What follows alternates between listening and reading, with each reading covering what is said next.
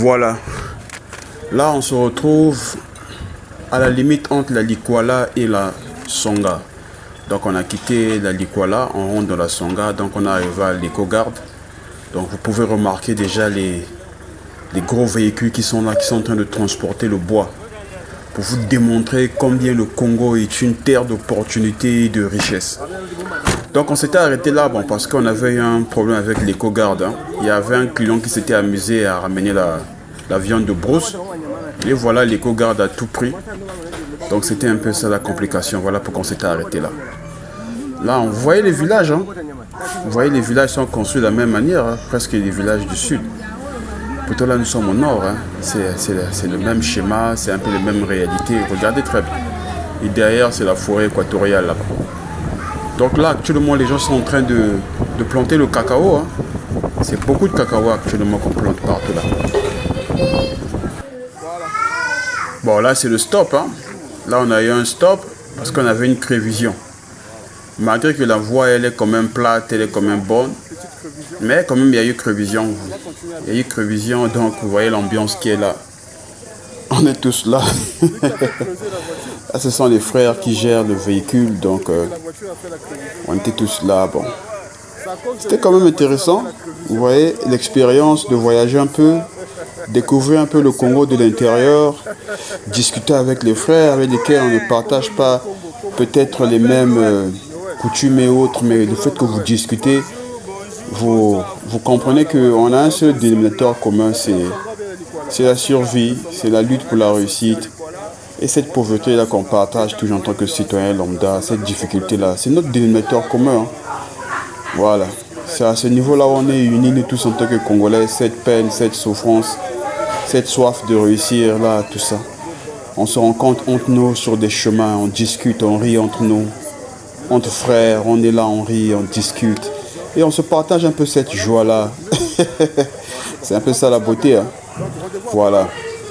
Là, c'est la forêt équatoriale, certes. Mais j'aime ce que les gens font. Les gens n'abattent pas les arbres les plus stratégiques. Ils abattent les arbustes pour planter le cacao. Donc là, ce que vous voyez là, c'est le cacao. Les gens mettent le cacao. En tout cas, oui, j'ai vraiment aimé dans la Songa et dans la Likwala. En tout cas, ils sont en train de travailler. Voilà pourquoi cette théorie qui dit que le Congolais ne travaille pas, non, sincèrement, moi je suis contre cette théorie-là. Et pour développer l'agriculture chez nous au Congo, on n'a pas besoin d'aller prendre des forces exogènes, ou bien aller solliciter un peu des services ailleurs. Non, nous-mêmes les Congolais, nous pouvons le faire. On a le potentiel, on a la volonté, on a l'ambition, on a la vision. C'est tout juste qu'une orientation. Tout ça, c'est la forêt équatoriale que vous voyez là. C'est la forêt équatoriale. Donc, comme le cacao aussi aime beaucoup l'ombre, donc on est en train de laisser les gros arbres, abattre les petits, et après on est en train de planter le cacao partout là. Ça c'est dans le véhicule là. Voilà. Voilà. Donc c'est un peu ça. Donc là vous voyez là, c'est ce que les gens sont en train de faire. Donc là déjà ils ont commencé à raser petit à petit. Donc là vous allez voir, ils vont commencer à planter le cacao à bientôt là. Surtout que de la Songa là-bas, il y a un mécanisme qui a été créé quand tu as une terre. Je crois que c'est Olam CIB, une affaire comme ça là. C'est eux qui viennent, qui vous apportent des boutures de cacao et vous plantez. Là maintenant on arrive au virage. Au virage, donc on a quitté la voie qui quitte Bomandoki. Il y a le gros parc là. Donc là on vire maintenant pour aller à Pokola. Donc ça c'est le virage pour aller à Pokola. Vous remarquez le sol qui est rouge. Pratiquement le même que celui qu'on a à Kindamba, vous voyez. Pratiquement le même sol qu'on a à Kindamba là-bas. Le sol rouge, les herbes qui sont verts.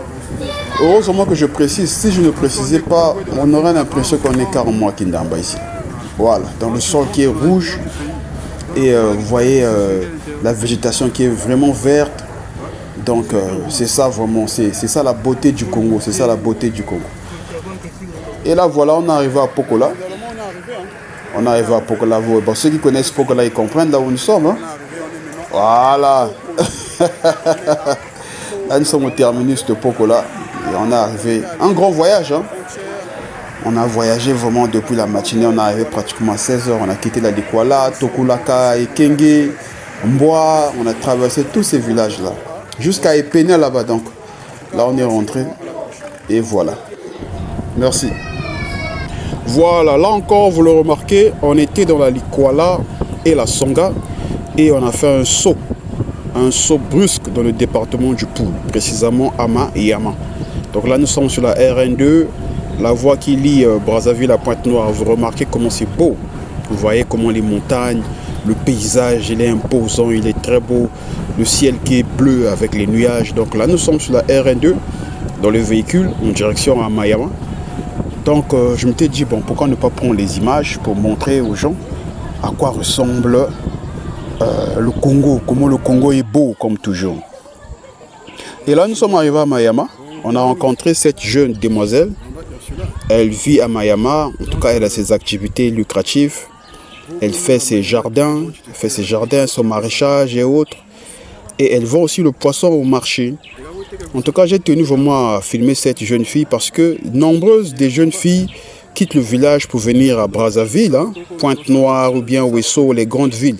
Sur tout le territoire c'est vraiment récurrent. Les gens ne veulent plus rester dans les villages. Mais on doit féliciter ces jeunes sœurs qui restent dans les villages, continuent toujours à travailler pour faire valoir ce que le village peut apporter.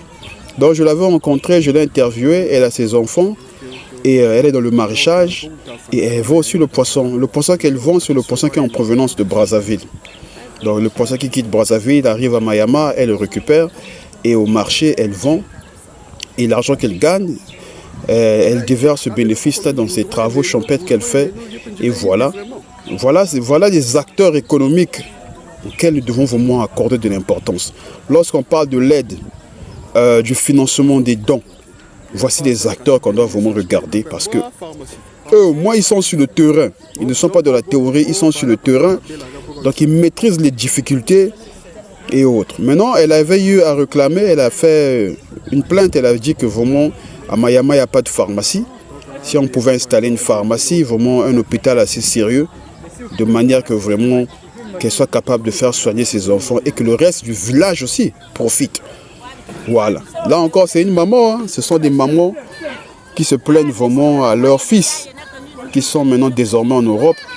Elles se plaignent vraiment que si c'était possible, que si la diaspora de Mayama en Europe pouvait se constituer de manière à faire des dons de médicaments et voire même renforcer l'hôpital qui est sur place là-bas. Donc par là, vous comprenez que vraiment, si aujourd'hui Mayama est devenue une terre assez déserte où plusieurs personnes ne veulent plus y vivre, c'est parce que c'est la question de la santé. L'hôpital n'a pas de médicaments, il n'y a pas de pharmacie. Bon, comment il y aura le développement? Parce que lorsqu'on parle de développement, la première des choses, c'est d'abord la santé. Donc celui qui veut investir veut avoir la garantie que lorsqu'il va mettre ces travailleurs-là, des travailleurs, ils pourront se faire soigner sans problème. Or que ça manque. Là, vous voyez encore une deuxième maman, hein, la pauvre vraiment. Il ne parle que du même problème, le problème de la santé. Donc là, vraiment, je demande surtout aux ressortissants de Mayama qui se retrouvent dans la diaspora, en Europe, aux États-Unis, au Canada, vraiment faites quelque chose. Faites quelque chose parce que ce sont ces mamans-là qui ont vu Mayama avant vous. Elles ont vu la terre avant vous. Si ce n'était pas d'elles, en tout cas, peut-être Mayama ne devait pas continuer à exister. Elles sont là et résistent. On voyait les médicaments, vraiment les médicaments, ça va aider vraiment les pauvres mères. Regardez. Bon, là, j'étais assis avec mes frères, qu'on appelle les ex-combattants, hein, parce que ceux qu'on accuse souvent, soi-disant, de faire le désordre. Mais là, j'étais assis avec eux. On mangeait ensemble, hein. On mangeait ensemble, vous les avez vus sur tout le film.